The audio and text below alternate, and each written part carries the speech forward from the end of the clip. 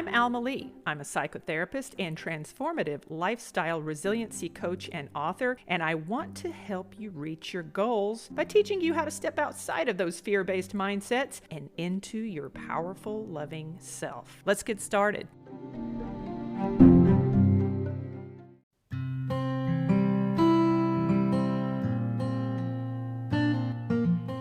How are you doing today? How are you feeling? You okay? So I'm going to assume that you're listening to this for one of two reasons. One, because you feel okay and you enjoy listening to it because it props you up and it gives you a different sort of perspective. Or two, you're not doing so good and you need some help and you need some insight and something to keep you encouraged as you move forward. So whichever it is, I hope that things are getting better for you and I hope that this is helpful. Sometimes when I engage people, when I speak to people, whether through my consulting or my psychotherapy, my motivations are always the same. My motivations are always for you to be successful, because obviously you wouldn't engage me, whether through an interaction with me online or listening to this podcast, if you weren't seeking something. So I want that to be sort of, I want to say that first, so that you understand what my intentions are with this particular topic today, because I want you to be successful. And to kind of wrap that part of it up is also I want to add the tagline that I'm not always going to tell you what you want to hear, but I'll always tell you what you need to hear. How are you sabotaging your life with your choices? Obviously, you know, if you've been listening to this, you know that I derive an enormous amount of inspiration through my consulting work with my folks, my clients, as well as my psychotherapy, my online clients as well. And I got to say, you know, when I see themes, that gives me a lot to work with, because I can see an opportunity to expand on that topic through this platform, to share this with you, the listener, who may not necessarily be my client, and derive a benefit from it. So these are not topics that I just kind of grabbed out of the air willy-nilly. These are things that I see showing up consistently, and it probably is already something familiar to you as well. So self-sabotage, what does it look like? Well, self-sabotage can look like choosing to go along with someone else's decisions because you anticipate that person giving you validation or appreciation. And the problem with that is you end up sacrificing your own ability to validate yourself and appreciate yourself in anticipation that someone else will do it for you. And that's an exchange, right? That's a bartering system. That's not a real, true connection with someone else. That's a, hey, that's a quid pro quo. That's a, I'll do for you if you'll do for me exchange. And so I see a lot of that. I see a lot of people show up with this disappointment in someone else, when in reality, the disappointment should be with themselves. And I got to tell you, I see it a lot with women. We are so programmed to expect a man to show up in our life and hand us, you know, a scepter and a crown and treat us like queens and, you know, give us everything and make us feel whole the way that maybe our fathers didn't, or maybe the way our fathers did, and we have this anticipated expectation of being treated, you know, that princess treatment throughout our lives. And then when that doesn't happen, we have this internalized sense of disappointment, which we, because it's ego, we will project it out onto others in blaming other people for not doing what we hoped they would do. Now, let's get into it. This is not a blame game. It's not. I don't want you to feel like I'm pointing the finger and judging you. I'm not. What I am trying to do is I want you to take a look, take a snapshot of what you're doing right now, and specifically look at those areas in your life where you are dissatisfied. What is it? What are you unhappy about? Find it. What is it? You got it? You got it in your head? Okay. Now, ask yourself this question. This is going to be a heavy question. You cannot delude yourself when you answer this question. What in that situation are you tolerating? What are you tolerating? What are you putting up with? Is it a relationship? let's look at relationships as an example. So you're unhappy with your partner because your partner is doing A, B, C, and D. And when they do A, B, C, and D, you are very unhappy with that, right? So why are you tolerating it? Why are you disempowering yourself by staying in it? Now, a lot of people out there, especially a lot of my contemporaries and my colleagues, might be like, Alma, it's not that easy. They've been together for 20-something years.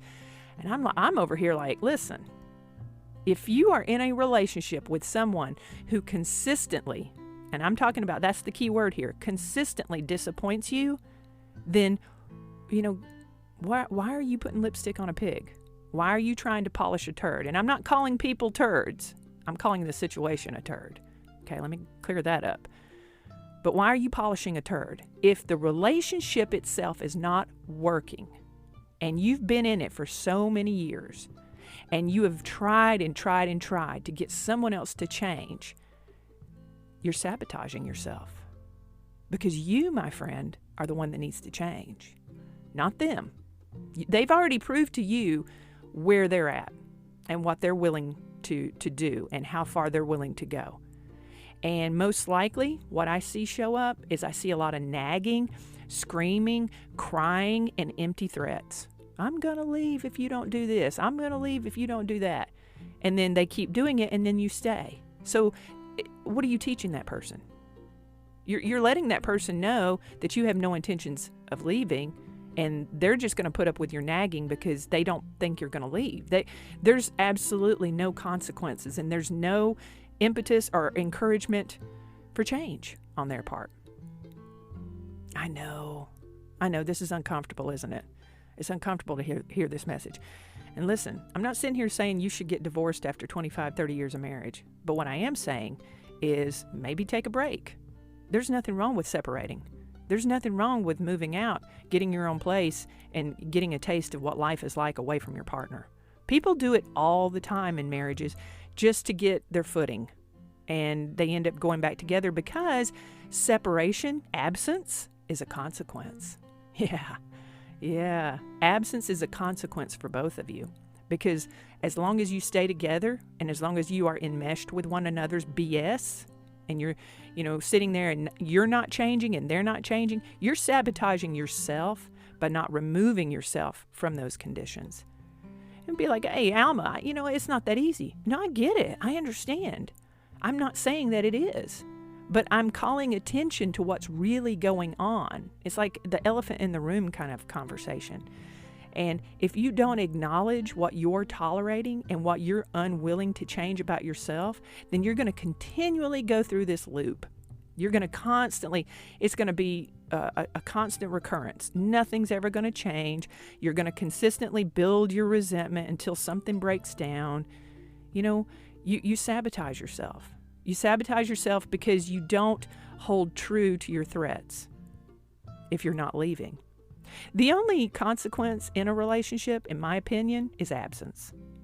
I'm not saying divorce, and I'm not saying breaking up if you're not married and you're just ending the relationship altogether, but I am saying that the only consequence, the only real consequence that exists in a space where your needs are not being met is absence. Now, if you don't have the ability, if you don't have the financial setting or ability to leave a situation, as long as it's not unsafe, rather, because that's a different animal. That's a different discussion altogether. But if you're just unhappy because they're not doing this or not cleaning up after themselves, or you find yourself, constantly parenting your partner, which I see that a lot, is that women, you got to stop treating these men like they're your children and then getting mad at them when they don't act like men. You got to stop doing that. You've got to show up with a sense of self-worth in the beginning when you connect with these people. And then when you go overboard and you're willing to clean up for them or cook for them or give them wife or girlfriend privileges before it's earned, they're just going to take it. Not because they're bad, but because they're human. Anybody would. Anybody's going to take what's given to them. And it's not going to encourage them to look at you and say, wow, I want to stick around with her because look at what she's doing for me. No, they're going to just keep taking it. Nothing is going to change on their end because they're comfortable. You're already doing everything that they want you to do. You see, I know, it's a heavy message to hear, but you need to hear it. Hear me out, okay? I want you to succeed. So what are you tolerating in yourself? What are you saying to your partner? Hey, I need you to take care of A, B, C, and D, and I need you to stop doing A, B, C, and D. And if you don't do that, if you don't change, then I'm going to go and get my own place, and we're going to have to just live separate lives and figure this thing out, right? That's a terrifying thing for a lot of people, because separation signals the precursor to divorce in a lot of ways, but it doesn't have to. It really doesn't, honestly. The only consequence is absence. And if somebody's not showing up the way that they need to show up, a couple of things is happening too, by the way. They've gotten comfortable, and they also don't believe that you're actually going to leave them. And another thing, another side of this, if I can actually speak, another side of this is that, the reason you're not leaving is because you're comfortable too. Let's just call it what it is. Let's be honest here. You don't want to leave. And he knows that you don't want to leave. He knows that you don't want to separate. He knows that, it would be difficult financially to do that. So let's say that you do leave. Let's say that you guys do separate. Well, when you separate, then you have the ability to see what the other person is doing. You actually have lost the things that you're taking for granted. Aha. Yeah, I told you. It's what you need to hear, not what you want to hear. We all, in any situation that's creating discomfort for us that we find difficult to leave, we're trying to challenge the other person to make changes that we're not making changes within ourselves. We're not doing the work. We're expecting somebody else to do all the heavy lifting, but we're not doing it. We aren't doing it. We are sabotaging ourselves because we are not being authentic to ourselves. We are deluding ourselves into thinking that we're a victim to someone else's actions, when in reality, what we're doing is we're victimizing ourselves by tolerating it. You don't like the way that he does A, B, C, and D? Don't deal with it anymore. Leave.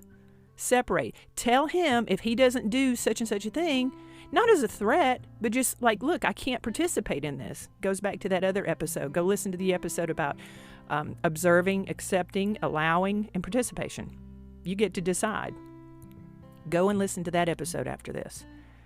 But once you do that, and once you communicate clearly, this is what I need from you. Look, I love you. I want this to work, but these are the things that I need. And then also receive information from your partner when he says, well, I need you to do this. That's okay too. Listen up. Listen to what he's saying to you. Maybe it's angry. Maybe it's ridiculous. Who knows? But listen up, because you need to do exactly what you're asking your partner to do. You need to be open to receive the message, because that's true partnership. And, at the end of the day, a connection with another human being, you have got to allow that person to be exactly who they are.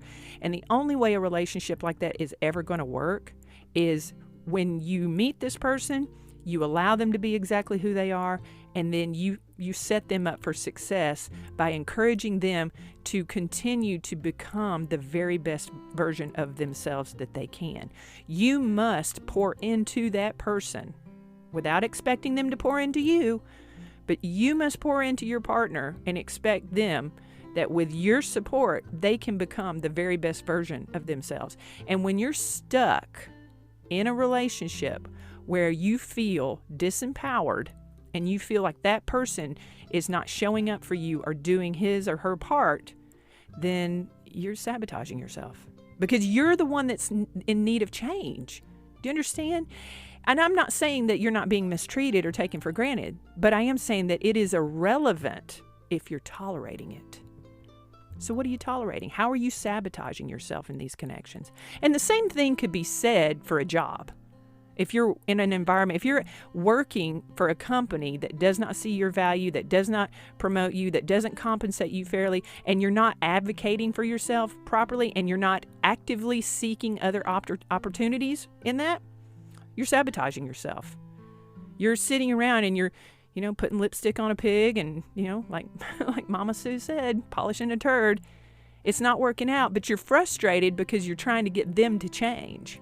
You are exhausting yourself, my dear. When you expect somebody else to do all the heavy lifting in order to appease you, that is the most purest sense of self-sabotage.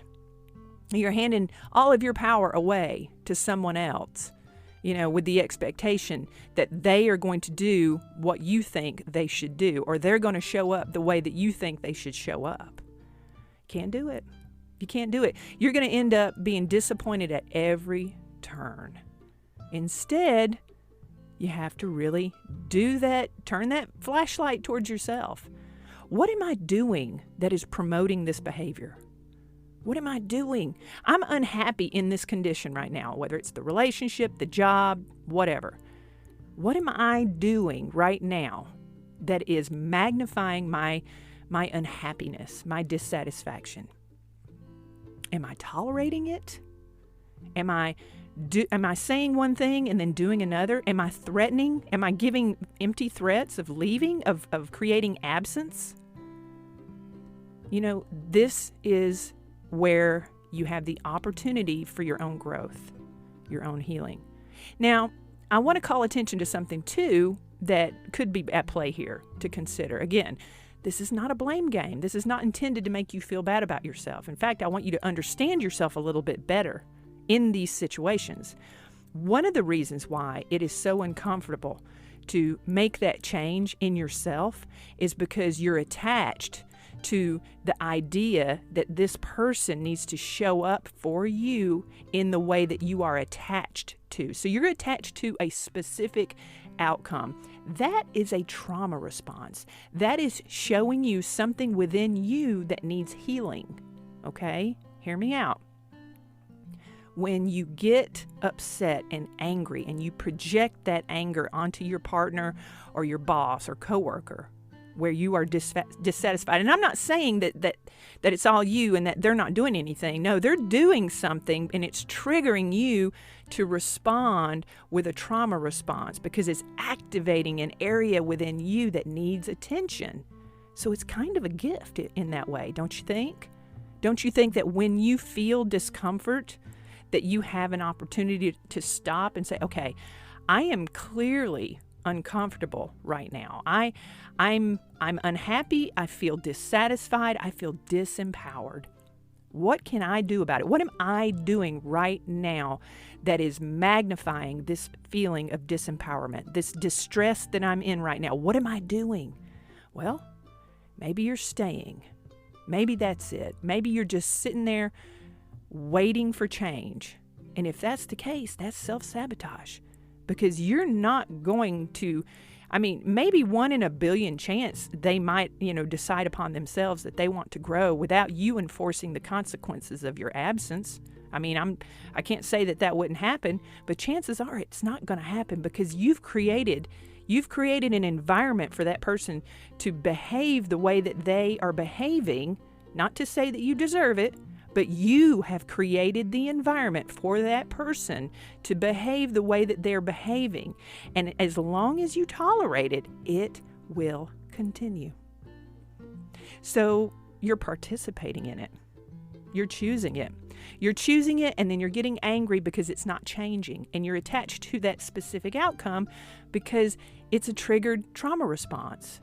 Something in you needs to heal. Something about a point of distress or dissatisfaction or disempowerment as a child.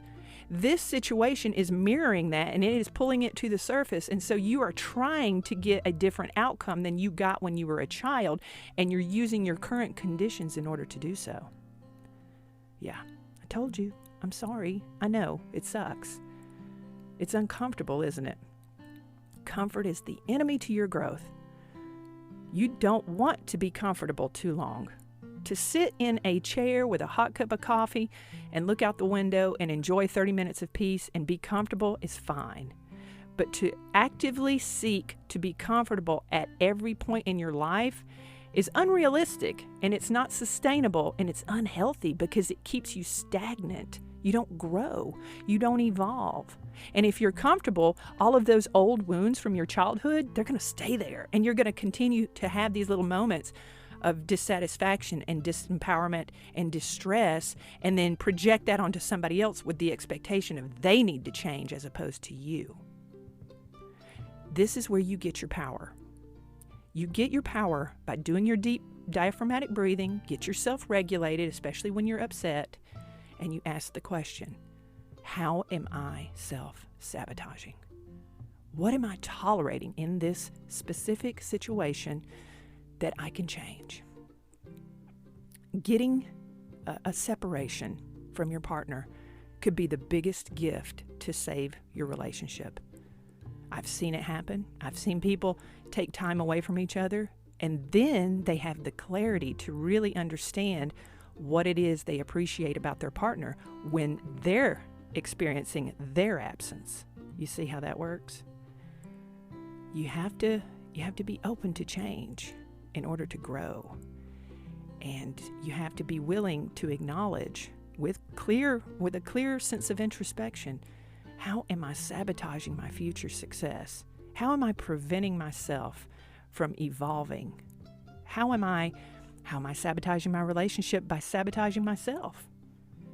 Am I expanding empty threats into my relationship and making my partner feel diminished or yelled at or nagged when I'm not actually willing to do anything to change on the other end? If you're screaming all the time in your relationship and nothing's changing, come on.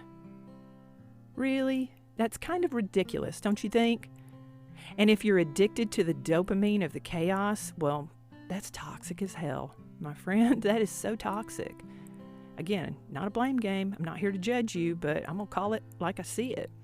And if you're fighting all the time and there's no resolution and you're fighting over the same thing, that's the thing, and you're arguing and you're screaming and you're getting all this dysregulation, and if you're doing that in front of kids, come on.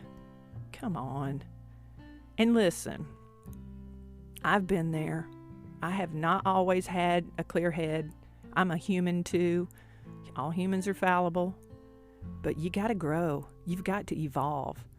You've got to seek your own success, and you've got to stop the self-sabotage. So ask yourself today, what can I do differently? How can I evolve? How can I enforce a consequence with my absence? Because at the end of the day, that's it. That's the only kind of consequence there is your absence, and their absence, which is a consequence too for you to think about. So ask yourself, what can I do differently?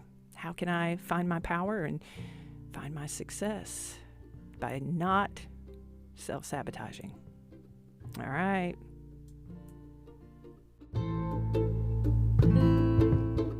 From Fear to Love. This has been an LBM production. Please like, subscribe, and share this show. Thanks for listening.